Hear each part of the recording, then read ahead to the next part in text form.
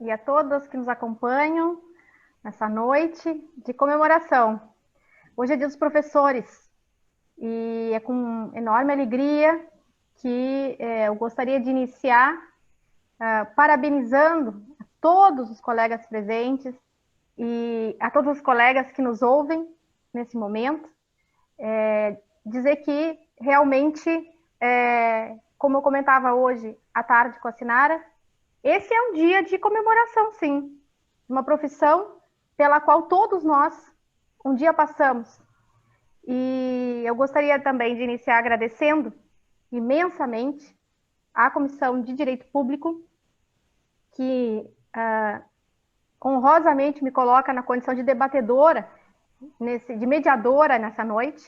E em nome da Sinara, eu agradeço a gentileza e a delicadeza por terem organizado um evento para homenagear esta profissão tão importante que é a de professor. O tema do nosso encontro de hoje é Educação Jurídica, ferramenta de desenvolvimento e inovação. Nós vivemos aí momentos de muita novidade. O coronavírus nos colocou numa condição de enfrentar a surpresa e de se desenvolver diante do novo. E é neste contexto que hoje nós nos reunimos para debater, oportunidade em que eu gostaria de acolher de forma muito carinhosa os colegas debatedores da noite, Rafael Pereira, Dailor dos Santos, Henrique Abel, dizer a vocês, parabenizar, e mais uma vez, e dizer a vocês que nesse novo todo, o ensino jurídico se apresenta de forma absolutamente inusitada. Nós não tínhamos até hoje, enquanto professores e estudantes que somos, nos deparado com tamanha novidade. E é exatamente a partir dessa perspectiva que eu gostaria de começar essa nossa conversa de hoje, perguntando, então, abrindo o nosso debate e colocando a vocês algo que me parece que é um questionamento que surge para nós, professores, e para todos aqueles que necessitam se adaptar a essa nova realidade de ensino jurídico. Quais são ou quais seriam essas ferramentas de desenvolvimento e de inovação? Como desenvolver com qualidade e de forma inovadora, Rafael? Conta para nós.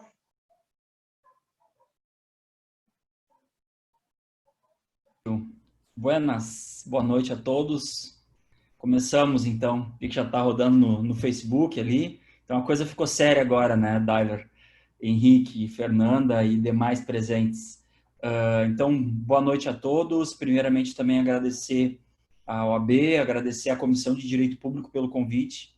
Eu acho que essa aproximação que de sopetão fomos obrigados a ter por meio digital, assim como tudo na vida, né? Tem seus prós e contras, mas eu vejo que, como um pró, a gente nunca se encontrou tanto. A gente chega a ter um excesso de encontros virtuais, e é uma situação com a qual nós temos que lidar, né? Enfim, é um aspecto da inovação.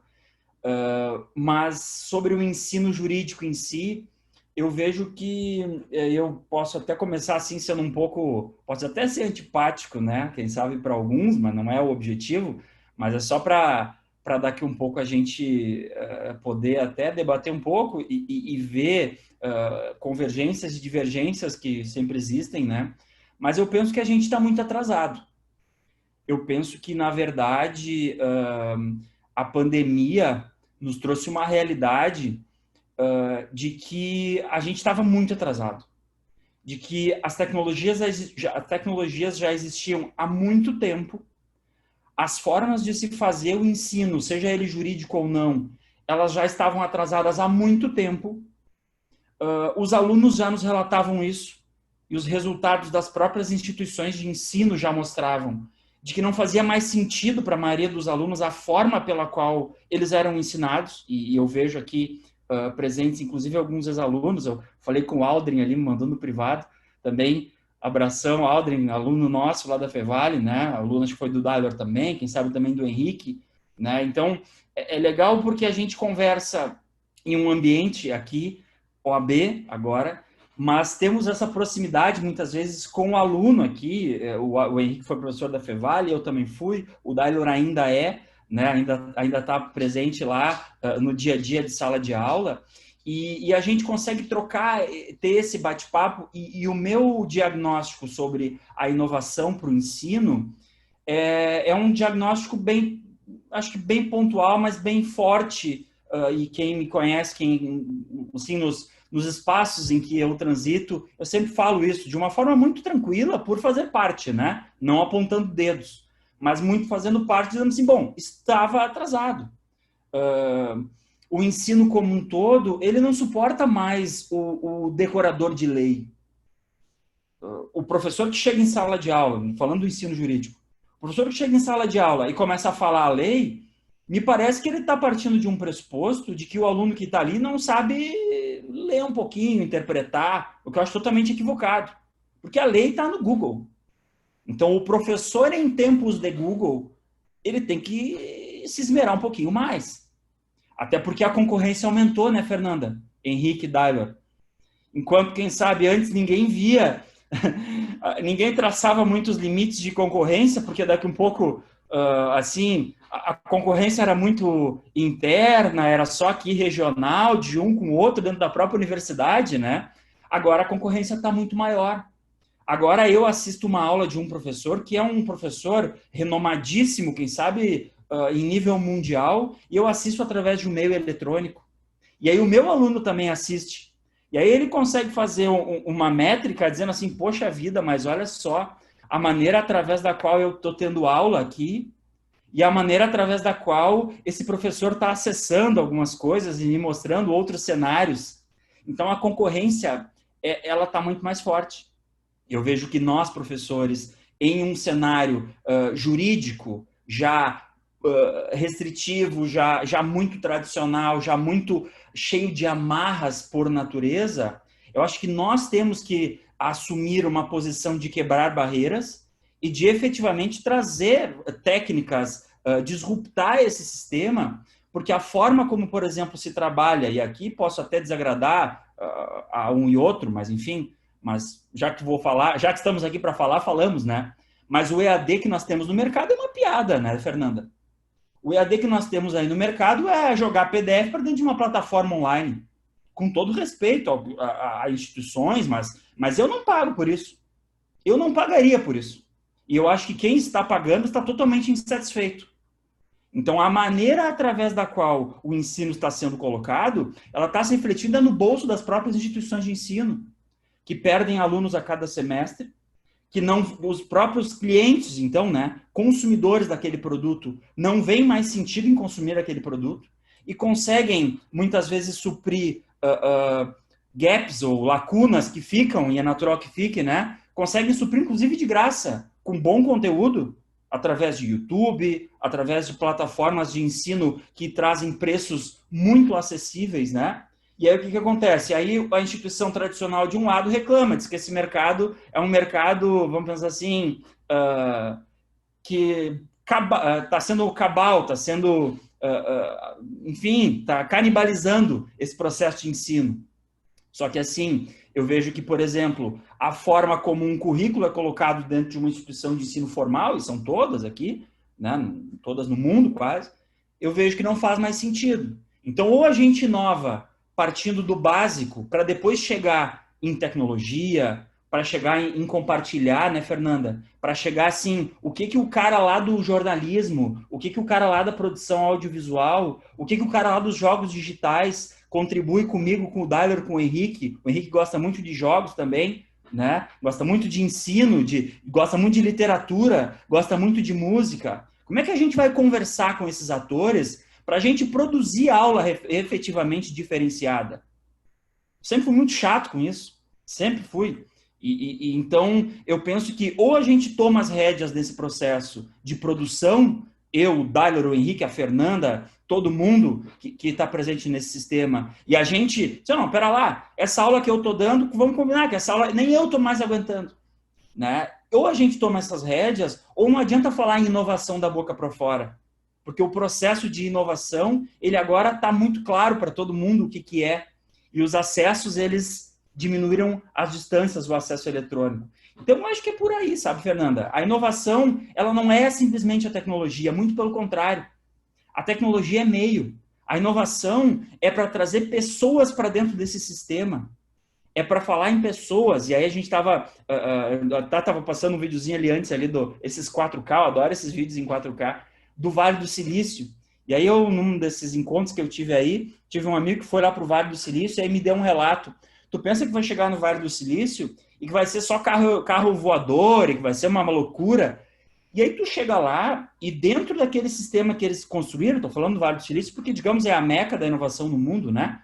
Obviamente que a China, em número, passa muito mais, mas, enfim, a gente ainda tem um acesso e uma visão do Vale do Silício ainda como essa meca, né? Mas lá, eles dizem, é tudo para aproximar pessoas. É para o Henrique falar com o Dailer, falar com o Rafael, falar com a Simone, falar com o Lucas, falar com a Regina, enfim, Fernanda, Andréia mais uma ex-aluna ali, Andréia Knack também, né? Então, eu acho que é por aí, sabe, Fernanda? A gente tem que conversar mais, bater esse papo para trocar, porque a gente não é competidor como professor. O mundo da competição cada vez mais perde espaço. Vivemos em um momento de coopetição. Esse é o cenário. E eu acho que a inovação parte daí. Eu vou passar a palavra, senão eu não paro de falar também. Vou tomar uma aguinha. Ótimo, ótimo. Obrigada, Rafael. Das tuas palavras, eu tiro... da tua fala, eu tiro algumas palavras que me parecem que são fundamentais. Nós seguimos precisando de pessoas. Esse é um momento de transformação. Esse é um momento de maior comunicação tecnológica, mas o professor inovador segue trabalhando no âmbito dessa tecnologia. Outra questão, e que me parece que é muito importante, é uma observação com relação, porque antes eu falei, né, em desenvolvimento e ferramentas de ensino jurídico e inovador. E tu mencionaste algo que eu adoro, que é trabalhar algumas questões como música, enfim, porque a gente talvez tenha vindo de alguns locais onde essa perspectiva, né, já estava sendo transformada, mas aos poucos, e hoje a gente consegue levar isso para a sala de aula e percebe como determinadas propostas envolvem o aluno. E aí, Henrique, que eu queria ouvir um pouquinho, né? Porque essa perspectiva do jogo, essa perspectiva eu tive a oportunidade, Rafael, de conhecer algumas dessas experiências lá no Vale do Silício, e eu posso dizer que quando eu cheguei lá, eu pensei que efetivamente encontrar uma inovação, mas uma inovação da minha cabeça. E na verdade não era isso. Não é? Na verdade era aquele ensino, mas com uma pitada de instigar, de desenvolver a curiosidade e de trabalhar uma questão fundamental que tu falaste, que é a lógica da cocriação. E é isso que eu queria trazer agora para a conversa, enfim, do Abel e do Dailer também. Queria ouvir vocês, né? Quão importante é cocriar valor neste momento de tecnologia e como fazer isso de maneira atrativa. Então, Henrique, nos conte um pouquinho da tua experiência, que gosta de trabalhar com essas inovações também. Boa noite, Fernanda. Boa noite aos demais colegas. Rapidamente aí, reiterando, né, o alô para todos que estão nos acompanhando nessa noite, para os que estão participando. Mais uma vez, agradecendo demais a Sinara pela organização desse evento, que eu acho que é de suma importância, sobretudo nessa data, acho que não poderia ser mais adequado. Vou tentar ser o mais breve e objetivo possível, desde já pedindo desculpas pelo meu visual DJ aqui, né? Eu tô com um disco ali atrás e com esse fone enorme aqui, parece que eu vim de dos anos 70, então vocês vão me perdoar. Nessa época da miniaturização, eu tô com um fone aqui que é quase maior que a minha cadeira. Olha, qual seria aí o ponto de partida, a meu ver, para uma reflexão nesse sentido? A OAB do Rio Grande do Sul, em parceria com a ESA, no ano de 2017, publicou um livro muito interessante em formato e-book que se chama Ensino Jurídico no Brasil, 190 anos de história e desafios. Eu tive a alegria de dar uma pequena contribuição para essa obra coletiva com um artigo da minha autoria que se chama O Ensino Jurídico no Brasil e a sua adequação ao direito democrático contemporâneo. Ali eu falava em 3 desafios remanescentes. Eu vou começar com uma brincadeira. Eu acho que o atual cenário do ensino jurídico no Brasil é de crise, mas a nossa crise, a crise que nós vínhamos enfrentando, ela foi surpreendida por uma outra crise. Então, a nossa crise foi prejudicada por uma crise. Porque a gente fala em a crise da pandemia. É verdade. A pandemia trouxe uma crise para o ensino jurídico. Mas este ensino jurídico, e eu estou falando especificamente onde eu posso falar com propriedade, que é o ensino jurídico no Brasil, ele já vinha em uma crise causada pela transformação tecnológica e econômica. Ou seja, eu puxo a piada aqui de um famoso filme do Terry Gilliam, que é o Brasil, o filme, onde tinha uma personagem que estava toda hora com problemas, porque ela estava sempre fazendo procedimentos estéticos, e ela ficava com cada vez mais problema em virtude disso, e ela tinha uma espécie de frase feita no filme, ela estava sempre dizendo: a complicação deu uma complicação. Que cada vez que ela fazia um procedimento, ela arranjava uma outra complicação, então a complicação deu uma complicação. O ensino jurídico hoje no Brasil é mais ou menos assim. A crise a crise foi surpreendida por uma outra crise. Então a nova crise, essa crise de 2020 da pandemia, se sobrepôs a uma crise já pré-existente no ensino jurídico nacional, que era aquela crise trazida pela transformação tecnológica e econômica. A questão das plataformas. O ensino jurídico vai continuar sendo presencial ou ele vai se tornar à distância? Como é que fica a questão do mercado de trabalho? Ainda existe mercado de trabalho para o professor tradicional ou o professor, como nós conhecemos, vai desaparecer em 5, 10 anos? Hoje nós podemos dar segurança profissional para quem está se formando nas ciências jurídicas, ou o mercado vai passar por transformações tão grandes que daqui a pouco a pessoa não vai tirar um retorno financeiro por aquele investimento que ela fez na sua formação? Todas essas perguntas são pré-pandemia. Elas dizem respeito a uma crise que era dada pela transformação tecnológica e econômica, disso que se fala de um novo capitalismo, uma nova fase do capitalismo, que ele deixa de ser vinculado àquela velha noção do capitalismo industrial, e ele passa a ser um capitalismo mais de uma sociedade da informação, desmaterializado. Então, nós já tínhamos uma crise de identidade e de ensino jurídico pretérita à eclosão da pandemia de 2020. Eu situaria essa crise da transformação tecnológica e econômica pelo menos de 2015 para cá, talvez até antes. E, antes disso, nós já vínhamos enfrentando no ensino jurídico uma crise, que é aquela que eu abordo no artigo que eu referi no começo da minha exposição, que é a crise dos problemas específicos do ensino jurídico brasileiro. Essa nós podemos situar de 20 anos para cá. Ou seja, eu acho que nós podemos enxergar pelo menos 3 dimensões de crise do ensino jurídico no Brasil, né? Uma que vem de 20 anos para cá, uma que vem de 5 anos para cá e uma que é de 2020 em diante. E obviamente, elas se somam. Uma não soluciona, né, o legado da outra, quer dizer, são diferentes dimensões de crise. Quais seriam, e aqui eu vou passar muito rapidamente para não aborrecê-los, né, até para quem tiver interesse de eventualmente desenvolver qualquer dessas ideias, eu posso passar depois o link do artigo, mas de uma forma muito sucinta, porque eu tenho muito interesse em ouvir as demais contribuições dos colegas. Nós poderíamos resumir esses problemas específicos do ensino jurídico, que são mais antigos, que vêm de pelo menos 20 anos para cá. A estandartização. ou seja, aquela substituição da noção de um ensino superior por um sistema de ensino estandartizado, no qual a aprovação, seja em exame de ordem, seja em concurso público, ela deixa de ser vista como meio e ela passa a ser vista como um fim da formação jurídica e do ensino. E tem um problema nisso, porque se você cria um sistema de ensino no qual a aprovação em exame de ordem ou concurso jurídico deixa de ser meio e passa a ser fim, você, se tiver sucesso, se fizer isso bem feito, vai criar grandes concurseiros. Você pode criar um ninja concurseiro, você pode criar um mestre em passar em exame da OAB. Só que a partir do momento que a pessoa passa num concurso ou no exame, como ela chegou no fim, ela não tem como exercer adequadamente o pós-concurso ou o pós-exame.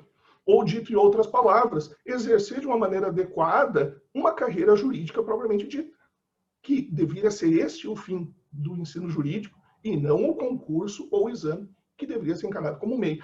Então, essa coisa da estandartização, ela gera uma espécie de círculo vicioso, porque isso vai afetar a forma como as obras jurídicas passam a ser comercializadas e pensadas, vai afetar o modelo de aula e o modelo de ensino, e corre o risco, e quando eu digo corre o risco, a gente verifica que isso já acontece, já se estabeleceu há vários anos, de transformar o ensino jurídico numa espécie de teologia da prosperidade, que é aquela coisa, o argumento para você investir numa formação jurídica é a promessa de frutos econômicos no futuro. Então, você se desvincula da ideia do ensino superior, da formação superior, e transforma o ensino jurídico numa espécie de promessa de ganhos futuros.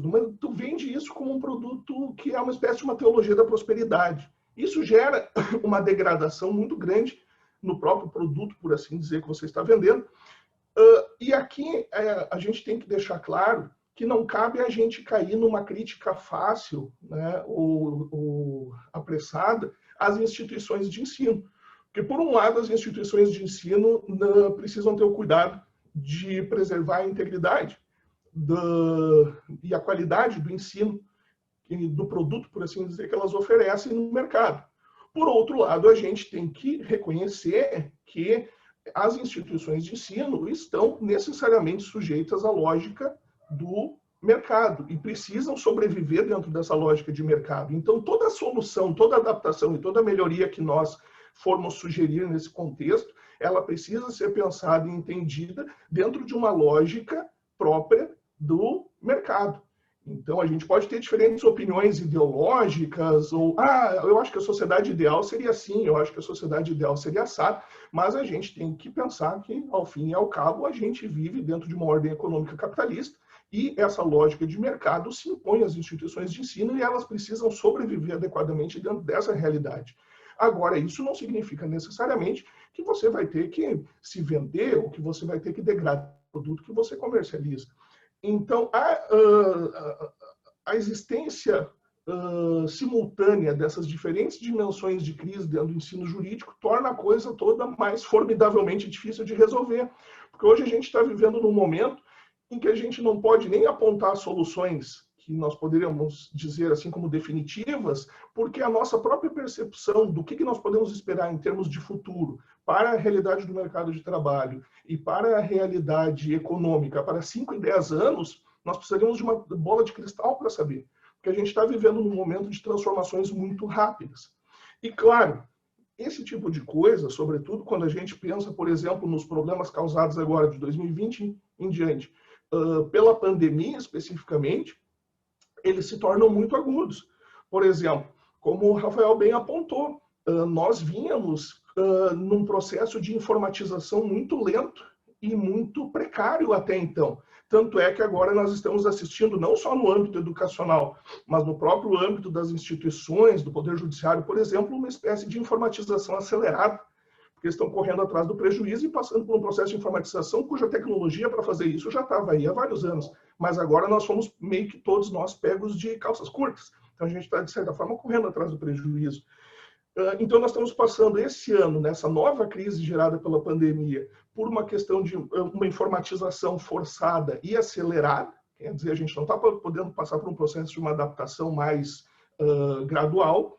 nós estamos passando por um processo de exacerbação das desigualdades econômicas. Por quê? Porque num cenário ideal, o ensino à distância poderia funcionar muito bem para todo mundo, só que tem um problema. No cenário ideal, todo mundo tem notebook tribom, todo mundo tem uma conexão bala de internet em casa, todo mundo tem um quarto maravilhoso e iluminado, tem uma webcam em HD de qualidade. Então, nesse cenário ideal, a gente até pensa, pô, mas até que o ensino à distância não é tão ruim. Só que o ensino à distância, ele não consegue promover aquela uniformização que o ensino do modelo tradicional de sala de aula conseguia. E essas diferenças econômicas e sociais, elas se tornam exacerbadas na medida que muitas pessoas não têm acesso adequado a equipamentos tecnológicos, a recursos como conexão. Hoje em dia, a internet se transformou quase como no nosso segundo oxigênio, né? Se a gente não tem luz em casa e não tem internet em casa, a tua casa, basicamente, para todos os fins funcionais, ela deixa de ser uma residência.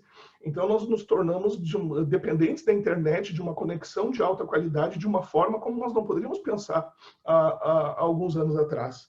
E a própria questão dos espaços físicos adequados, que também não adianta, você vai querer ali que as pessoas participem, que elas se conectem, que elas estejam com a câmera e com o microfone ligado, e daqui a pouco a pessoa não tem nenhum espaço físico adequado, onde ela possa estar sozinha para se concentrar e para participar, ainda que virtualmente, num processo desse tipo. Então, essas dificuldades se tornaram exacerbadas nessa concomitância de diferentes crises. A gente não resolveu crises que já estavam se desenvolvendo há 20 anos atrás, aí veio uma crise dos anos 2010, e agora nós caímos numa crise de 2020 que nos deixa atônitos. Então, não quero desesperar ninguém, né? Acho que momentos de crise e de dificuldade nos provocam também a pensar e ser criativos em termos de busca de soluções, mas o cenário é muito complicado.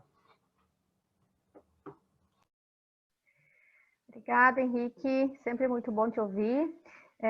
Esse teu gancho na verdade, 2 pontos da tua fala muito, muito fortes são essa questão da transformação e adaptação inovadora em um cenário de desigualdades econômica e social e como tornar isto inclusivo ou como evitar que essa transformação e essa adaptação inovadora seja excludente.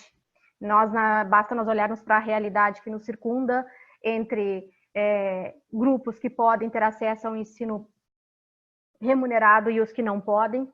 A resposta está aí. Como vamos trabalhar isso? Como vamos desenvolver essa questão? Acho que a pergunta é uma das perguntas que fica. E já que estamos aqui, né, num evento de uma comissão de direito público, acho extremamente importante a gente aproveitar esse ponto para debater um pouquinho sobre a relevância de levar este novo ensino e essas novas necessidades e a necessidade de superar esse processo de adaptação para também, além daquilo que nós conhecemos necessariamente como o consumidor do ensino jurídico. O que eu quero dizer com isso? Tradicionalmente, nós vemos o aluno da graduação, do mestrado e do doutorado. São, e na minha opinião, modestamente, continuarão sendo, desde que eu consiga compreender o ensino jurídico nesse contexto de agregar, de me tornar um profissional mais completo, não é? Mas eu iria um pouquinho além. Nós precisamos enfrentar essa nova realidade, seja ela um somatório de crises antigas ou apenas uma potencialização de um novo cenário, mas nós precisamos trabalhar isso. Como fazer? Será que nós precisaríamos desenvolver o ensino jurídico também num contexto de gestão pública, de administração, para que leve para dentro das suas atuações, reflexões sobre políticas no sentido de trabalhar essa realidade de um ensino, de uma desigualdade que precisa ser ponderada, balanceada? E aí, Dália, o que tu achas disso?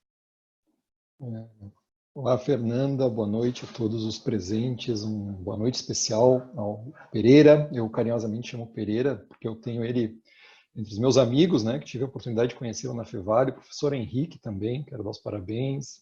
Fernanda, para você também. Henrique, a última vez que nos vimos foi num seminário sobre direito à saúde, o tempo em que ainda era possível as pessoas se encontrarem presencialmente, trocarem abraços e depois de uma conversa saírem para jantar. Era um tempo tão feliz, né? Nós não sabíamos disso. Então, eu quero inicialmente saudar todos que acompanham a nossa conversa. Quero também saudar a presença do Henrique e do Lucas, da Comissão de Direito Constitucional, que participam comigo do grupo de estudos. Me sinto muito honrado que eles estejam aqui acompanhando. Também estou verificando que tem alunos meus da graduação, tem alunos que integram o grupo de estudos que estão prestigiando. Fico muito feliz que se preocupem com esse tema, não? E com todos os demais, alguns eu conheço, outros estou conhecendo, né? Fernanda, Sinara, Simone, o Fernando Volk, a Regina, enfim, aos poucos vou conhecendo todos, a Bruna, que já também vi no outro evento. Então, eu fico feliz de estar participando com vocês essa noite. E hoje, como é o dia comemorativo aos professores, eu acho muito curioso as situações de vida em que nos colocamos. Eu lembro de um primeiro evento em que eu participei na Universidade Fevale, em que eu fui representar a Justiça Federal. Eu trabalho na Justiça Federal também, eu sou analista judiciário e chefe de gabinete da 2ª Vara Federal. E lá eles não sabiam se me apresentavam como professor ou como representante da Justiça Federal. Eu brinquei, né? Eu disse, não, qualquer coisa que vocês optarem, eu sou muito tranquilo quanto a isso, não? E eu acho curioso que aqui hoje eu estou como professor. Eu gosto dessas mutações camaleônicas da vida, né? Essas situações que nos colocam em situações desafiadoras. E eu não vivo sem isso. É uma questão muito própria minha. A mudança, ela faz parte do meu modo de ser. A mudança é o meu modo de manifestar. Sem a mudança, eu me incomodo, né? Eu preciso dela. Então, aproveitando essa noite também, dentro disso, e já que estamos saudando os professores, eu gostaria de citar 2 nomes, até porque eu acho que deve ficar registrado. Muitos alunos perguntam para mim, talvez vocês já saibam, eu costumo nas minhas aulas, e isso eu faço em 100% delas, não é exagero. Em eventos também, eu tento fazer vinculações e aproximações do direito com a arte. E nesse ponto, em particular, eu uso a pintura. Eu acho que a pintura ela tem uma perspectiva de historicidade muito boa, porque ela incita uma análise crítica das coisas. Seria bom se eu pudesse levar música, mas eu acho que o meu gosto musical iria afastar os alunos, né? Eu sou uma pessoa já do século passado, e aí eu ia ficar ouvindo Iron Maiden, Ramones, The Cure nas aulas, não ia funcionar muito bem. Talvez eu não ia conseguir fazer as conexões necessárias, talvez a literatura iria afastar, embora às vezes eu tente apresentar alguma questão de poesia, que é uma leitura que eu faço quase diariamente, ou mesmo literatura clássica, que é uma coisa que eu gosto, que agrega muito. Mas aí eu levo as pinturas, e aí muitos alunos me perguntam, mas de onde veio isso, né? Por que tu faz isso? Tem coisas que não tem uma explicação linear, essa é uma delas. Mas eu talvez deva agora mencionar 2 nomes para quem quiser compreender as origens das coisas, e quem está acompanhando essa live vai em primeira mão saber as origens do Dailor enquanto professor, que é o professor Antônio Carlos Nedel, uma pessoa que eu guardo como a inspiração máxima que eu tive de professor. É uma pessoa que eu lembro até hoje com carinho imenso de uma aula no mestrado em que ele falou sobre a diferença entre transcendental e transcendente. E isso é filosofia pura, mas isso diz muito para o direito, porque foi a partir disso que a gente começou a compreender o que era ideologia e como isso repercutia na afirmação de dignidade da pessoa humana. O que é a dignidade da pessoa humana? Bom, foi a partir daí que nós conseguimos desenhar alguma coisa. E também a professora Sandra Martini, que excelente, ela tem uma visão inclusiva de outros valores, ela trabalha a questão de sociologia e ela trabalha com a vertente sistêmica e ela consegue agregar certas coisas que servem como exemplo. Eu tinha que deixar esse registro, não podia perder a oportunidade, porque eu vinha ouvindo o professor Pereira, o professor Henrique, e as tuas ponderações também, Fernanda, sobre esses desafios todos do ensino. O professor Pereira, eu até fui anotando, vejam que eu sou, isso aqui é a prova que eu sou das antigas, né? O professor Pereira mencionou, né, que o decorador de leis, ele não tem mais lugar. Eu também acho que não. Eu concordo, mas aqui eu quero fazer um papel meio anárquico dentro dessa conversa. Eu também concordo. Pereira, concordo contigo em grau, gênero e número. Mas e o que nós vamos fazer com aquele aluno que vai buscar concurso público e exame da OAB? E aí vem a crítica do Henrique. Mas isso não pode ser visto como um fim. Concordo em grau, gênero e número. Mas e o que nós vamos fazer com a instituição que vai avaliar os professores, os alunos, e vai mostrar para os alunos se aprovou bem ou mal num concurso ou na prova da OAB? vamos reinventar a realidade, eu quero fazer o papel assim de anárquico dentro desse debate, né? Porque esse talvez seja o grande desafio.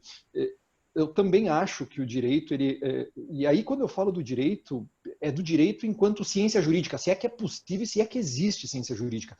E agora vou ser um anarquista absoluto, eu digo muitas vezes em sala de aula, eu não acredito que o direito seja uma ciência. E não vejo necessidade muito própria em afirmar isso, embora eu reconheça todas aquelas repercussões do Kelsen e tudo mais, mas eu não vou entrar nisso, né, da distinção de moral e direito, não é o caso aqui hoje.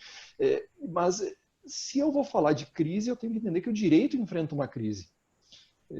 A sociedade está enfrentando uma crise e obviamente, então, o ensino jurídico, a menos que ele fosse redentor, e essas perspectivas redentoras, eu particularmente não acredito muito, né? A menos que ele fosse redentor, o ensino jurídico fatalmente estaria em crise, e ele está em crise, mas essa crise acompanha a crise do direito. Porque, veja, eu lembro que se criticava, né, o aluno quando saía da universidade, mas qual é a visão que ele tem crítica das coisas, que conhecimento ele tem de sociologia, de filosofia, de história do direito?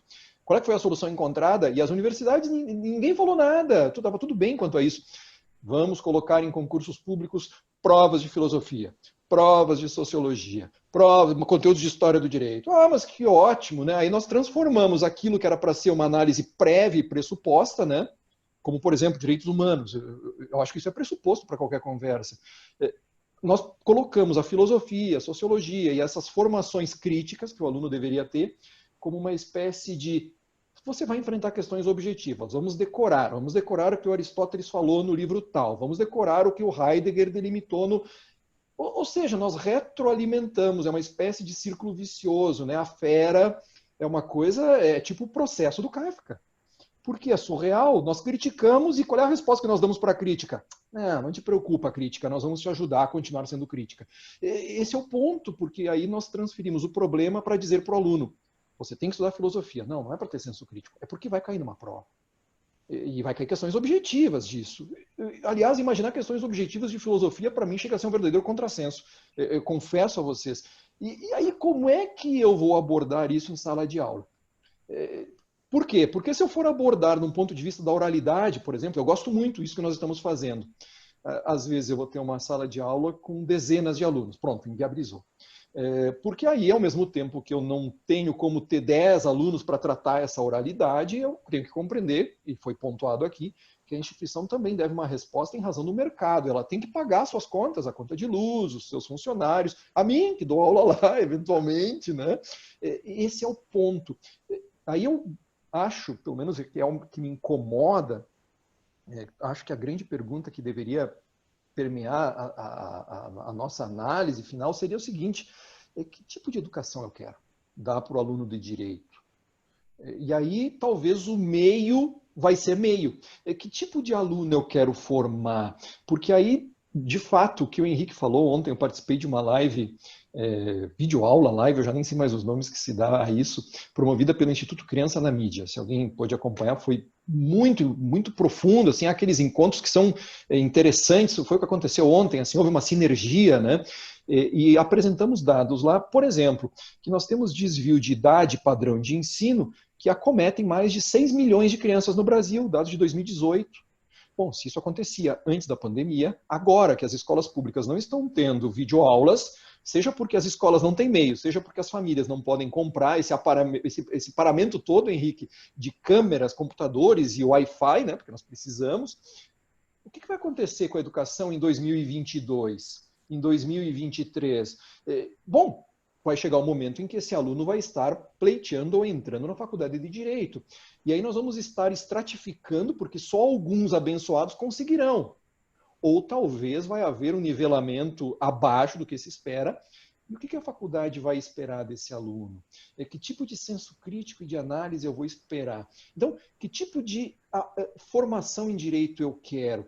Eu quero essa formação fim para uma OAB e para um concurso? Não. Bom, mas então por que eu exijo filosofia desse modo? Por que ninguém até hoje passou a questionar dentro dessa bendita reforma administrativa que está em curso? Fizemos uma live, o Lucas e o Henrique estão aí, né? A Sinara também participou.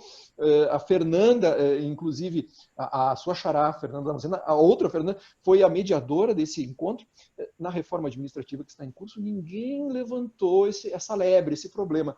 Será que nós não temos que repensar o modo de compor uma prova de concurso público? Porque isso obrigaria as faculdades a repensarem o modo de formação do aluno.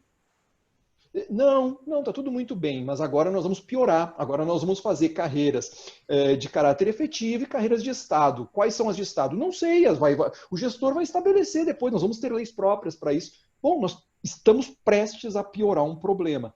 E quem vai dar resposta a isso é a Faculdade de Direito de novo. Eu não gosto de ser apocalíptico, mas eu acho que nós vamos ter que refazer essa mesma reunião daqui a uns anos para debater os problemas que eu lamento, eu não vejo luz no fim do túnel para eles com essa dinâmica, porque a faculdade ela tem que dar resposta a essas exigências. Eu gosto muito para o aluno de imaginar essa formação da ideia de autonomia. E aí vem o que o Pereira falou, exato. Se ele precisa da lei, eu costumo brincar em aula, Pereira, e Henrique, né, Fernando, pessoal, o que eu estou falando aqui, em termos de citar artigos, doutrinadores, de correntes teóricas, se você digitar no Google ato administrativo, se você digitar no Google competência, se você digitar no Google Eli Lopes Meirelles, se você digitar no Google, você vai encontrar muito mais do que eu sei. Com certeza, você vai encontrar vídeos, aulas lá gravadas melhores do que a que eu estou dando. Eu não tenho a pretensão sequer de chegar próximo a isso. Mas eu digo para ele, só que eu tenho uma coisa que lá você não vai encontrar, que é o debate crítico que nós podemos estabelecer aqui. Eu tento levar a obra de arte para situar dentro de um plano macro, para mostrar que matérias isoladas não vivem num mundo à parte, num aquário. O direito administrativo, eu costumo brincar, por exemplo, que é uma matéria que todo mundo corre, né, na universidade. Eu brinco com os alunos, né, benditos sejam vocês que estão aqui matriculados, né. Eu sei que muitos estão aqui só para cumprir tabela, porque se não fizer a cadeira de direito administrativo não se forma, né. E eles brincam, e aí é um modo até de aproximar. Mas eu costumo brincar que se eu não vou entender direito administrativo, eu nunca vou conseguir combater o fenômeno da corrupção. Porque ela principia já estudos delimitando isso a partir de licitações. Bom, como é que eu combato sem conhecer? Eu acho que esse tipo de aproximação pode incitar o senso crítico e a autonomia do aluno dizer assim, bom, eu entendi agora, e eu não estou dizendo que a minha aula é melhor, muito pelo contrário, é uma tentativa de, né? Mas para o aluno chegar no fim da aula e dizer o seguinte, bom, eu entendi agora que aquele conteúdo bruto eu encontro em qualquer lugar, mas agora eu entendi que ele serve para outras coisas. Eu acho que esse talvez seja o papel do professor, de uma espécie de tradutor de possibilidades. E aí pode ser pelo meio virtual, com os desafios que o Henrique mencionou, porque dando essas aulas, Pereira, Henrique e demais, né, os meus alunos são testemunha disso, os que estão acompanhando aí, nós temos vários problemas. Por exemplo, semana passada eu estava dando aula, daqui a pouco o pessoal, professor, começaram no chat, porque eu não tinha noção, eu estava exibindo o material, nós não estamos vendo você aí, e o seu áudio não está saindo. Eu disse, poxa, reiniciei. Mas aí eu tenho que colocar do lado do meu celular que vai medindo o sinal do Wi-Fi aqui de casa para ver se a transmissão está boa. E estava. Depois descobrimos que o sinal era do provedor da universidade, enfim. Quem sabe você dá aula pelo YouTube, e assim vai. Então é uma espécie de torre de Babel tecnológica que ajuda e ao mesmo tempo prejudica. É difícil lidar com isso. Eu confesso a vocês, e aí é uma questão muito particular, e eu vou tomar essa liberdade, já que hoje é dia do professor, me dou essa liberdade, então, eu sinto falta, muita falta, do contato com o aluno em sala de aula, de perceber no aluno a dúvida. Muitas vezes, eu acho que quem já deu aula sabe, você está dando aula e você sente a turma, você capta se a turma está contigo naquele momento ou se o gás da Coca-Cola acabou e você tem que dar um jeito de deletar, de reiniciar a conversa, de puxar um outro assunto, dizer, não, pessoal, não dá mais, né? Esse assunto hoje, nós vamos falar sobre dispensa de licitações, né? Chega lá depois de uns 40 minutos, você olha para a turma, está todo mundo se jogando a janela, quebrando o mobiliário, né? Tocando fogo nas cortinas, não, tá bom, termina por aqui, não tem problema. Esse talvez seja o grande dilema, né, brincadeiras à parte, de sentir. Eu sei que o Pereira é um entusiasta, eu costumo brincar que o Pereira e a Sinara, eles têm uma energia para essa questão de disseminar conteúdos online que eu fico impressionado. Eu não sei como consegue, eu não sei. É que eu sou do século passado, então, né, eu treinei datilografia numa facite. Então, esse é o ponto. Mas não sentir essa presença do aluno me faz falta. Então, eu entendo que a tecnologia ela veio para agregar, mas aí eu acho que o Henrique ele foi comedido nisso, mas eu vou ser drástico, Henrique. Eu preciso do contato presencial, eu acho que isso ainda faz a diferença. Eu acho que isso ainda é um contato necessário para uma análise crítica. E aí, claro, nós vamos ter uma série de problemas, né? O Henrique mencionou, até anotei aqui, a questão da estandartização. Eu acho que esse é, sim, Henrique, olha, voto com o relator, como se costuma dizer, um grande problema, mas, de fato, e como é que eu rompo isso se eu não vou romper o que retroalimenta a universidade? Ela quer preparar aquele aluno para o concurso, e o aluno quer ir na universidade que prepara ele para o concurso, porque se ele não conseguir isso, né, e assim vai, há toda uma expectativa de ordem econômica. Ah, não devia ser assim. Mas, pessoal, e aí eu gostaria de ouvi-los também. Como é que eu vou dizer que não deveria ser assim se nós vivemos uma sociedade midiática da aparência? Você abre as redes sociais e esse é o ponto da angústia pós-moderna. Eu gosto da pós-modernidade, eu sei que talvez alguns não gostem, né? Mas o ponto da angústia da pós-modernidade é esse. As pessoas prezam pelos likes.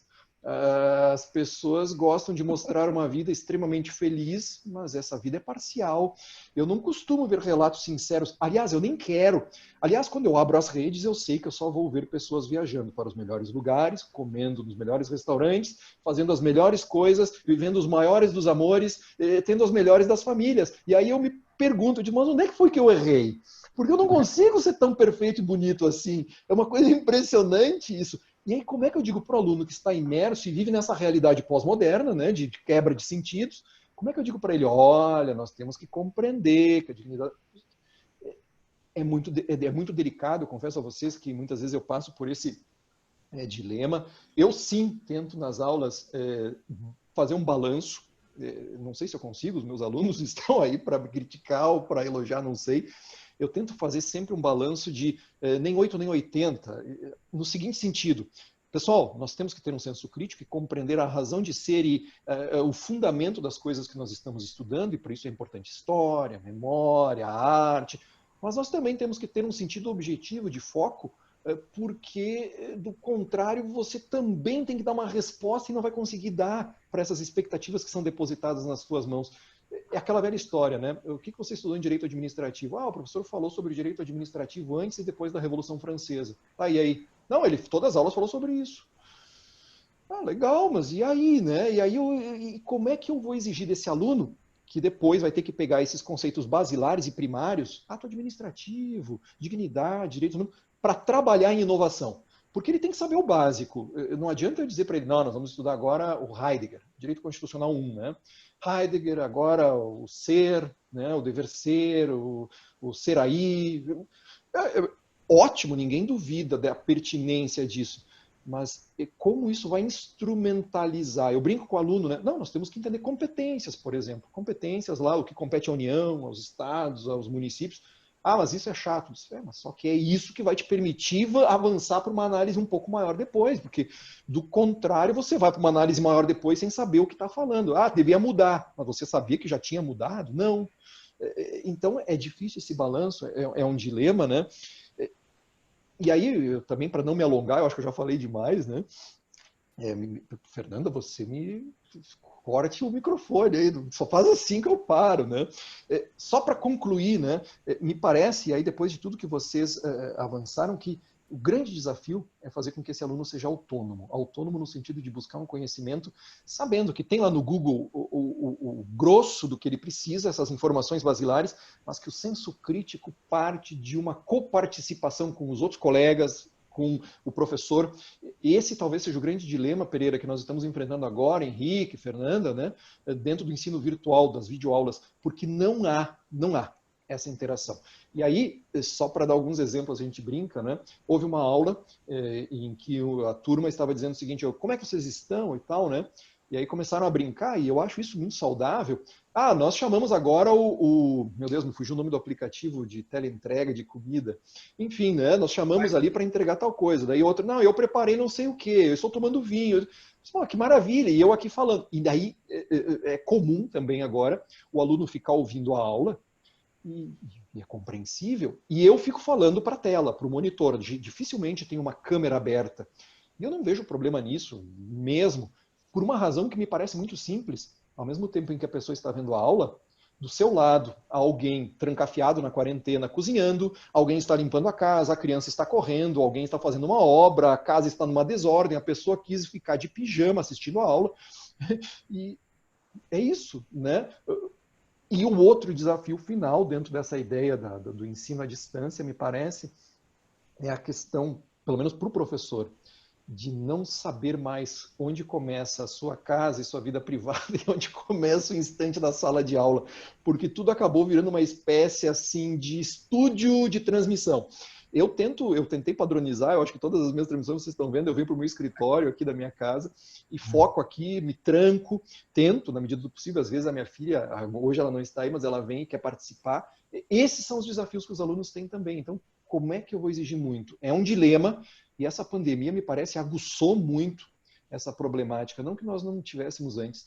E só para deixar registrado, e aí eu prometo encerrar, daí gostaria de ouvi-los também, eu sei que essa inovação ela veio para ficar. Me parece que isso é inevitável. O STF está trabalhando com sistemas de inteligência artificial, ponto, né? Ao mesmo tempo que isso veio para ficar, me parece que afirmar essa ideia do novo normal, e isso eu gosto de trabalhar nas aulas também, é muito perigosa essa afirmação. Eu, particularmente, não gosto da expressão novo normal, eu cada vez venho tentando deixar isso mais saliente, né? Acho que essa expressão ignora toda uma herança que nós temos, ela é uma espécie de resgate de uma ideia de progresso, não, é o novo normal, é assim que vai funcionar. O novo normal se dá a partir das desigualdades que essa pandemia está gerando. Então, esse novo normal nada mais é do que uma reprise de exclusões. É por isso que eu não gosto dessa expressão novo normal, eu acho que é uma ideia que a gente tem que abandonar ou trabalhar de um modo diferente. Só que como trabalhar isso dentro de uma ideia da graduação, né? Gostaria de ouvi-los também, não sei se eu me fiz entender dentro das minhas angústias, eu acho que eu fiz mais uma espécie de desabafo aqui, porque, de fato, nós queremos estabelecer uma ideia de autonomia para o aluno. Acho que esse é o grande fim de uma educação jurídica, que ele seja um aluno autônomo, responsável e crítico, mas, ao mesmo tempo, vejam, ele está imerso numa sociedade, ao ser aí, ele está imerso numa sociedade que exige dele sorrisos nas redes sociais. E aí, como é que eu trabalho valores, né? Sem falar que essa mesma sociedade está disseminando fake news a todo momento. E aí, nas aulas, nós estamos tendo que enfrentar, eu acho que todos já se depararam, com afirmações assim, né? O gestor público tem que acreditar na ciência, a Terra ela não é plana, o nazismo ele não é um movimento de esquerda. Nós temos que nos deparar com afirmações assim, a ditadura ela foi prejudicial para a afirmação democrática brasileira. Todos esses resgates ainda são difíceis. O que vai acontecer com esse déficit de ensino para o ensino jurídico no futuro, eu não sei se isso não vai se agravar, essas fake news não vão vir com uma espécie de bola de neve. E como nós vamos destrinchar esse nó, eu não sei. O Pereira e o Henrique, que são grandes professores, Fernanda, vocês me ensinem o que fazer aí, eu não sei, me ajudem. Muito obrigada. Eu gostaria de me unir à fala da necessidade e da falta de olhar para o olho do aluno e do contato e da energia que tem a sala de aula.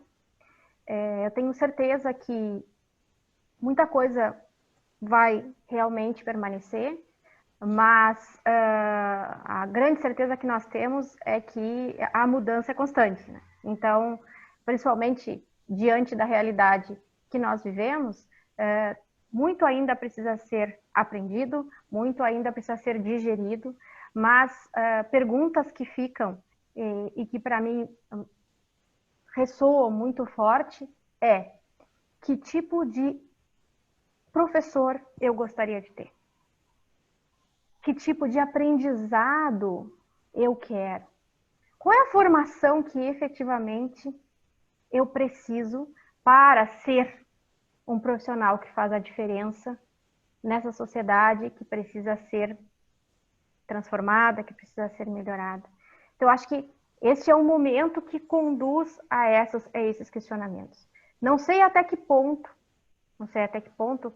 nós vamos conseguir desenvolver esta crítica neste momento.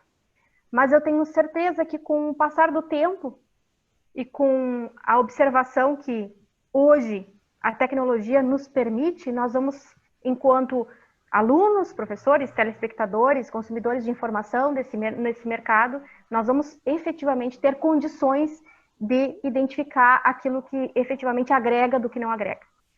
E é por aí que me parece que começa a girar a roda. Fernanda, desculpa. É um processo lento, mas que, ao menos de minha parte, parece muito visível. Diga, Rafael. Não, só porque, na verdade, quando o Daler estava falando, e agora vem ao encontro da tua fala também, só para não perder. Porque o Daler gosta de anotar, eu já não gosto de anotar. Estou com uma bic na mão só porque eu falo com as mãos para ter alguma coisa na mão. Odeio anotar. Odeio papel, né? No meu escritório não tem papel, ele é 100% digital, para vocês terem uma ideia. Então, o que acontece, né? Eu vejo 2 pontos que o Daler falou e acho que é o que eu também estou trazendo. Para a gente construir algo extraordinário, a gente tem que construir primeiro algo ordinário. Eu não pulo direto para o extraordinário. Eu tenho que primeiro entender o ordinário, e é isso que o Daler bem comentou.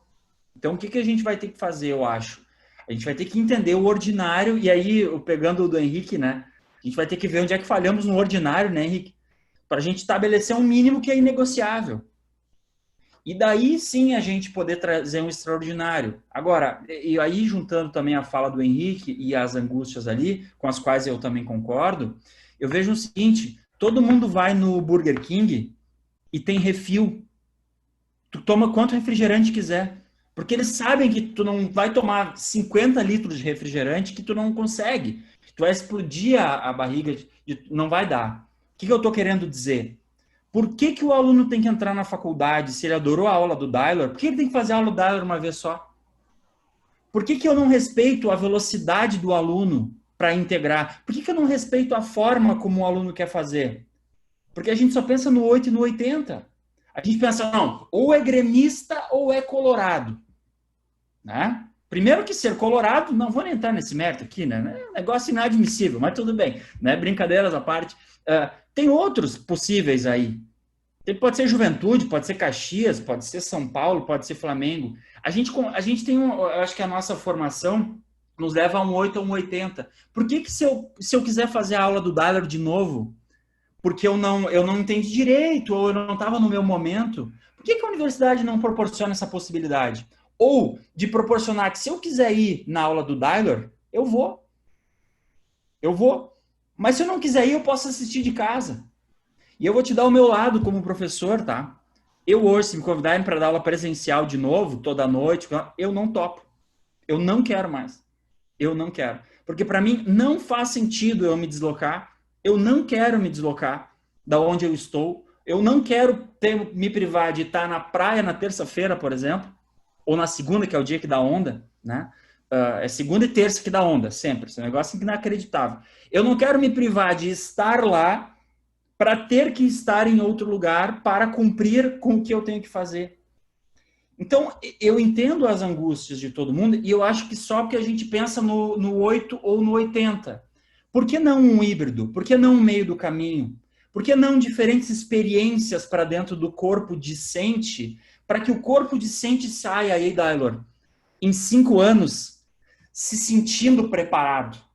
Eu vou na academia para sair do refil do Burger King, já que é uma coisa né, meio fatness, assim. Vamos para o fitness, então, né, Henrique? Fazer o seguinte, eu vou na academia. O que eu quero? Eu quero uma boa experiência na minha academia. Se eu quiser chegar num máximo de desempenho, eu vou quantas vezes eu quiser, eles deixam eu ir quantas vezes eu quiser. Por que na faculdade, por que as instituições de ensino não proporcionam essa? A aula do Daler é maravilhosa.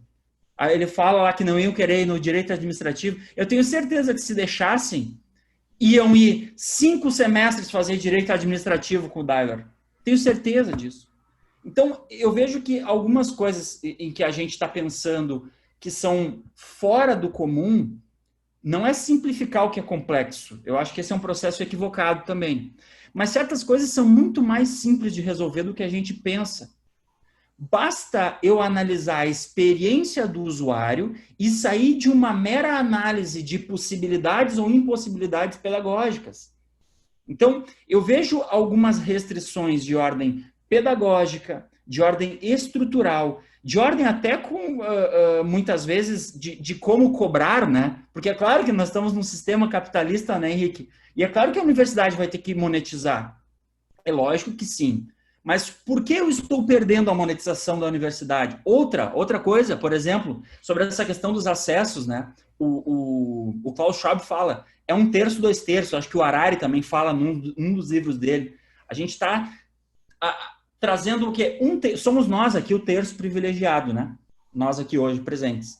A gente está cada vez mais fazendo com que 2/3 estejam fora dessa possibilidade de hoje. Então, o que eu vejo? As universidades, gente, seja qual for, pega a Fevale, pega a Unicinos, pega a Uniriter, estão vazias. E não é porque agora está na pandemia. Porque antes da pandemia, enquanto tinha universidade que tinha 20 mil alunos matriculados, elas estavam com 9, com 8. Por que não trazer a universidade como um grande centro de inclusão, inclusive para quem não tem condições de ter a sua conexão de internet? Porque o que eu vou fazer? Eu vou agregar, porque eu vou estar... O Tiririca, nosso ídolo, Tiririca, né, Dávila e Henrique? O Tiririca vai estar vendendo, ele vai estar gerando emprego lá dentro do bar dele. O próprio transporte, imagine, gente, agora o reflexo dos transportes, esses das vans. Eu tenho um vizinho de praia que tinha essas vans de transporte para a universidade. Ele se mudou para a praia, tá lá, se aposentou. Acabou o negócio dele. Então, olhem só como a gente tem que pensar em um ecossistema de ensino e não necessariamente em trabalhar uma forma. Tem outra, acho que até as universidades fazem pouco isso. Como é que eu vou querer um pensamento crítico lá, né, Dailor? Como é que eu vou querer um pensamento que seja lá do ensino, né, Henrique? Se eu não deixo o cara ir lá assistir uma aula de pedagogia, a aula tem que ser aberta. Eu tenho que ter... outra coisa, uma coisa pela qual eu também meio que... meio que enchi o saco mesmo, pode falar esse termo aqui, não tem problema, né? 20 horas, pode falar, já encheu o saco. Correção de prova, bloqueio do gabarito. Pelo amor de Deus, não tem professor que aguente mais corrigir prova. São 200 alunos para corrigir prova. Eu já tinha um sistema que eu usava lá que era por QR Code, porque eu não aguentava mais corrigir prova. Não aguentava mais. Então eu pedi demissão desse troço porque eu não aguentava mais. Então o problema era meu, né? Então pedi demissão porque eu não aguentava mais. Só que assim, será que essa é uma forma, independentemente da minha visão de não querer mais fazer isso, será que o aluno será que está correta essa avaliação, né, Henrique? Né, David? Será que o cara quer fazer a prova agora? Será que ele não quer fazer no semestre que vem? Será que ele não quer só fazer a prova lá da OAB, Henrique? Ou, sei lá, para juiz, para procurador do município? Será que se eu, como instituição de ensino, proporcionar para ele, digo, olha, tu faz a prova quando tu quiser. Eu vou ter um sistema, que é um sistema de avaliação, e tu vai te submeter a esse sistema. Se tu quiser fazer a cadeira do Dailor 5 vezes para te sentir apto, até porque tu tem daqui um pouco uma velocidade que é tua, que tu tá mais apto ou menos apto em 1 ou 2 ou 3 semestres, quando tu estiver apto, tu chega aqui e faz a prova. Então, eu vejo que certas coisas são ilógicas. E esse momento agora, vão me desculpar, até o tom, às vezes eu me empolgo com isso, mas tem muita coisa ilógica no sistema, coisas fáceis de resolver, que não se resolve porque não se toma uma frente, e daqui um pouco porque eu, o Henrique, o Dailor e a Fernanda, a gente não chega lá e diz, não, peraí, vamos parar tudo. Vamos fazer uma coisa óbvia? Vamos pro óbvio, quem sabe? Tem que saber direito administrativo, tem que saber constitucional, tem que saber direito do trabalho, isso é lógico. Então esse é um mínimo. Só que vamos trabalhar o óbvio, porque eu acho que se a gente dá um passinho atrás e analisar o óbvio para tratar os problemas que podem ser resolvíveis, né, Henrique e Dailor e demais, resolvíveis de uma forma mais fácil, a gente consegue ir aos pouquinhos. Então, eu acho que esse momento está só nos mostrando isso. Só que, claro, de novo, né? As crises, né, Henrique? Aí a gente já estava levando porrada. Aí já veio tomando porrada, daí vem mais porrada em cima. E agora a gente está quase a nocaute, né? A gente está quase a nocaute. Respiremos, né, meu povo? E vamos lá. Então eu acho assim, sabe, Fernanda? Da angústia toda que eu compartilhei com vocês, que eu compartilho com vocês todos, eu só penso assim, analisemos um pouco o óbvio. Vamos analisar critérios de experiência de usuário. Vamos ouvir o nosso usuário, que é um aluno. Porque se eu quero falar de mercado, Henrique, eu tenho que ouvir o aluno. Por que o aluno está indo embora da faculdade de Direito? Porque ele não está vendo valor na faculdade. E ele está vendo que o preço é muito alto. Então ele não está vendo valor e está achando o preço muito alto. Como é que eu faço para agregar valor? E aí, se eu conseguir voltar um pouquinho e jogar nesse processo de reconstrução a partir de experiências do usuário, para que ele saia apto, eu acho que eu consigo evoluir demais, sabe, Fernanda? Independentemente se for presencial, se for por web, enfim, eu acho só que, porque de um lado também, vendo aqui do lado dos profs, já que é o dia do professor aqui, vamos combinar, né? A gente faz, a gente ama, é muito legal, essa coisa de sala de aula é muito legal, isso aí não tem preço que pague, não tem preço que pague, mas cansa, né? É uma transpiração, né, Fernanda? Então eu acho que é por aí, assim, só para, desculpa me alongar até, mas só porque eu não queria perder esse gancho de todas a respeito disso, porque a gente no final, de novo, né, voltamos aonde? Para pessoas, todas as envolvidas, desde o bar, né, e é bem bom o bar, né, aquele da frente lá, ó, centro, né, ó, ali é que vende a cervejinha, até mais. Pegando o teu gancho, Pereira, eu até vou me intrometendo, Fernanda, me desculpem, aí eu já virou uma conversa, né, e eu acho isso bom. Essa tua ideia de aula aberta, eu também sou entusiasta disso, eu acho que toda aula, para um aluno regularmente matriculado, até para não virar um espetáculo, né, aquilo, mas poderia livremente acessar, e de qualquer curso, eu também acho isso, acho que inclusive isso deveria ser pensado para fins de constar num currículo como alguma eletiva, mas isso é uma questão de organização da instituição, enfim, das instituições, porque não é só uma que regula, né, nós sabemos disso também. Mas, só aproveitando o teu gancho, Pereira, me parece que esse teu modo de encarar a formatação, ele se aproxima muito do modo norte-americano de compreender o acesso ao ensino superior também. Essa questão de você poder repetir, aí faz por módulo, aí vai ter um período para fazer uma prova, onde, por exemplo, já o acesso ao professor, porque as aulas são em verdadeiros auditórios, né? Muitas vezes você tem lá 100, 150 alunos, e o professor tem um horário para lhe atender, e, enfim, então aí isso já geraria essa espécie de problema. Mas eu também acho que é possível. Um ponto, só pegando essa dificuldade, que acho que não pode passar batido, que eu acho que tem tudo a ver com o que nós estamos falando agora. A Sinara está com uma menina no colo, que legal. Apresente ela depois para nós, Sinara. Um ponto só que eu acho que não deve ficar esquecido, perdão, é o fato de que, apesar desses problemas todos que nós temos, há uma ideia, uma tentativa de interação muito legal sendo levada adiante. E aí eu vou pegar, por exemplo, o exemplo de hoje. Nós temos aqui alguns alunos da graduação, que eu já presenciei aqui, vários, né, alunos da graduação, meus alunos, pessoas que eu oriento, pessoas que apresentaram trabalhos há pouco tempo, estão aqui acompanhando. É assim que nós conseguimos formar um senso crítico. Mas o que eu quero dizer com isso? Que daqui a pouco a vida acadêmica, e aí talvez que professor eu vou querer, né, Fernanda, aquela tua incomodação inicial, talvez eu vou querer um professor preocupado em integrar esse aluno com a OAB, integrar com grupos de pesquisa, e integrar com um conhecimento que não se limite ao intramuros de uma instituição de ensino, embora ali seja importante e mas não só isso, né? Então, um grupo de estudos, por exemplo, que você conduz fora da instituição, isso é muito rico, porque isso agrega conhecimentos além daquela linearidade que o professor pode transmitir. Aproximar órgãos do estudante, a OAB, Justiça Federal, Justiça Estadual, Poder Judiciário em geral, Poder Legislativo. Quando você consegue fazer essa conexão, isso é muito bom.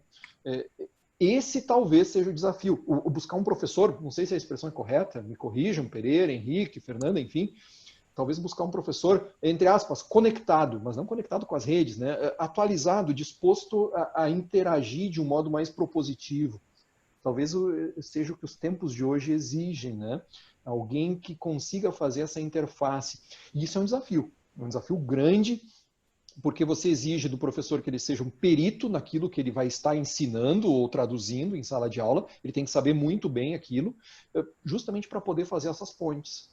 Talvez isso seja algo que fuja só do papel da universidade e passe pela mão inovadora do professor, de conceber coisas novas, que não se limitem a eu vim dar a minha aula é das 7 às 10, passado esse tempo, acabou minha aula. E depois eu corrijo as provas. Pereira, só para te deixar feliz, agora no Blackboard, que é um sistema eletrônico da universidade, você faz a prova online e corrige automaticamente. Agora você adorou, né? Aí, o que acontece? Então... Oi? Eu já usava. Ah, olha que maravilha. E eu não, Pereira. Pô, tu não precisa me humilhar desse jeito, assim, não, brinco contigo, né? Enfim, esse é o ponto, né? E tu tem total razão. Se você tem uma turma de 50 alunos e dá aula para 4 turmas de 50 alunos, e como é que você vai corrigir provas descritivas, por exemplo? Você precisa de meio ano para isso? Tá louco? Porque do contrário você não faz mais nada, a não ser ler a resposta de prova. Esse é um ponto, né, de fato, a trabalhar. Mas, de novo, aí nós voltamos. Que tipo de aluno que a gente pode trabalhar? Talvez só se possa trabalhar com autonomia, Fernanda, não sei se eu ajudo a responder, eu complico, né? Só se possa trabalhar com autonomia se o professor estiver disposto a essa inovação propositiva, de buscar fora do limite da sala de aula novas integrações e interações. Eu acho que isso é possível. Aproveito para deixar o convite, já puxando a brasa para o meu assado, né? O grupo de estudos de direito constitucional está na ativa, quem quiser participar das reuniões aí, fique à vontade. É um exemplo que eu dou, não significa que seja a salvação da lavoura, mas se nós tivéssemos mais iniciativas assim, talvez nós tivéssemos mais alunos engajados em compreender além do estudo para a OAB e para o concurso, que foi o que o Henrique passou, desafiando inclusive o próprio professor da universidade que se limita a ensinar o 1 mais 1. Que é necessário, mas não é o que basta para quem busca uma graduação. Se deve esperar mais, né? Enfim, né? Passo a bola aí para quem quiser continuar o lance do jogo aí para cruzar para o Cebolinha. Vamos lembrar do Cebolinha, Pereira. Henrique, tu gostaria de fazer algumas considerações para a gente passar então para o encerramento? Sim, muito rapidamente e já me encaminhando aí para os finalmente, né? Porque apesar de que o evento está muito bom, mas já em virtude do avançado da hora, em consideração a quem está nos acompanhando aqui, embora eu, né, seja um entusiasta do assunto, ficaria de bom grado com vocês mais 1 hora, 2 aqui, sem problemas, mas objetivamente, apenas algumas observações. Me parece que a questão crucial sobre o futuro do ensino jurídico no Brasil não diz tanto respeito à questão de se esse ensino vai ser majoritariamente presencial ou se ele vai ser por meio eletrônico, por EAD, etc. Me parece que essa é uma questão que ela é ainda importante, mas secundária. O que eu acho que nós não podemos abrir mão é do aspecto da disponibilidade do professor em relação ao aluno, porque é isso que faz a diferença entre aquele conteúdo que qualquer um pode acessar na internet pelo YouTube ou por algum outro canal e você ter aula numa instituição que você está pagando pelo aquele serviço e que você está matriculado num curso com um professor. Esse professor até pode estar te dando aula por um sistema de EAD à distância, mas a questão da disponibilidade é o diferencial, de ter essa aproximação, de saber que aquela pessoa está ali para tirar suas dúvidas, para estabelecer conversas. Eu já ouvi, inclusive, né, assim, gozações e provocações em outras épocas, porque eu sempre tive o hábito de me colocar como muito disponível para os alunos, ao ponto de passar, eu cheguei, acho que o semestre que eu mais estive carregado em termos de carga horária foi talvez 2014 na Fevale. Eu cheguei a ter, se eu bem me lembro, 11 turmas de 9 disciplinas diferentes. Não é bolinho. Eu acho que se somar todo mundo, eu tinha naquela época 400 alunos. Todo mundo tinha o meu WhatsApp. As pessoas tiravam dúvida comigo por WhatsApp, por e-mail, por sinal de fumaça, por qualquer coisa, pombo correio. O professor tem que estar disponível. Eu acho que essa relação de proximidade, ela não necessariamente se perde num modelo por EAD. Você pode ter um modelo de ensino à distância sem perder a proximidade, porque essa disponibilidade não precisa ser física. né? Não é que o aluno tem que estar perto do professor, até porque, olha o meu caso, né? O professor aí é feio, o professor está acima do peso, se fosse ainda para ter aula com algum galã, aí não justificaria a proximidade, mas ninguém tem essa necessidade de estar tão perto assim de um professor, né? Esse professor não é nenhum galã. Não é essa proximidade que a gente fala, é a proximidade da disponibilidade, que não é necessariamente prejudicada por um sistema virtual.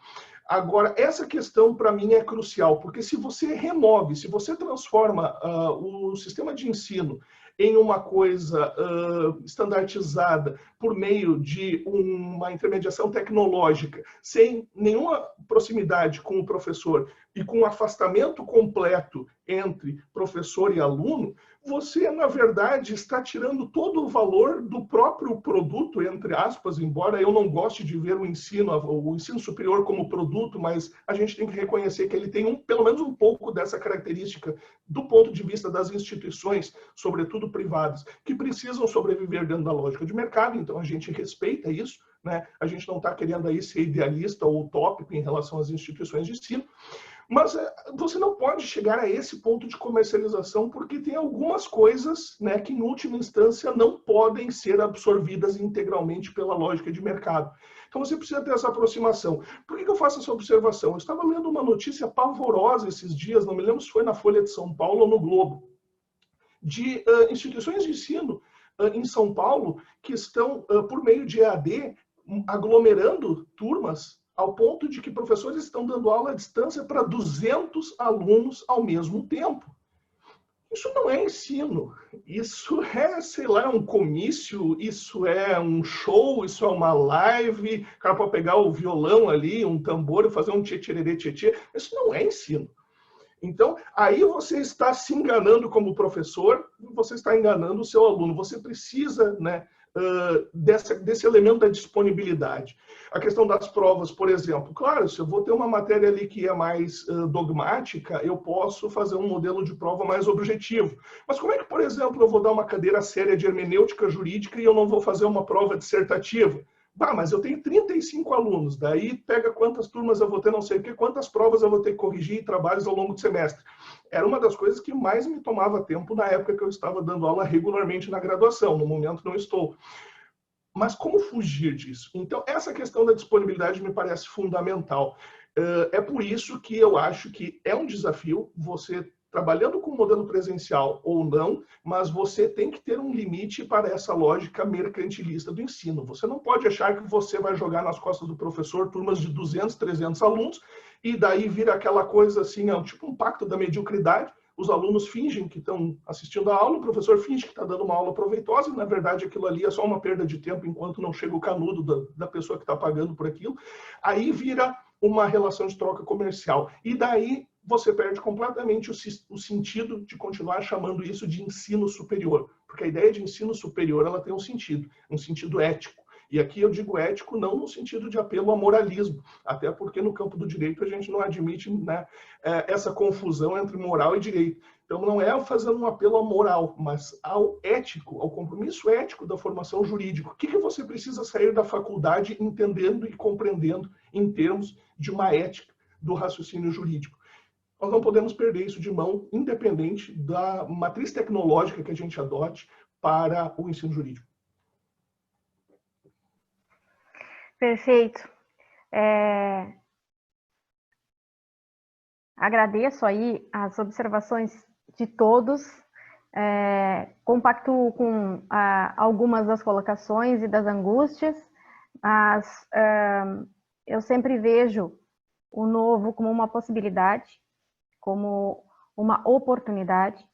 Então, apesar do desafio que toda novidade nos traz, ela também nos apresenta um caminho, e exatamente onde esse caminho vai dar, nós ainda não sabemos. Eu acho que essa rodada de conversas, de debates hoje, levantou muitas questões interessantes, sobretudo quem efetivamente nós queremos como profissionais que vão para o mercado. O mercado vai fazer também essa ponderação do resultado do ensino jurídico posteriormente. Então, é por isso que eu preciso, enquanto aluno, verificar que tipo de aula eu quero ter, que tipo de conhecimento eu vou assimilar e que professor pode fazer a diferença.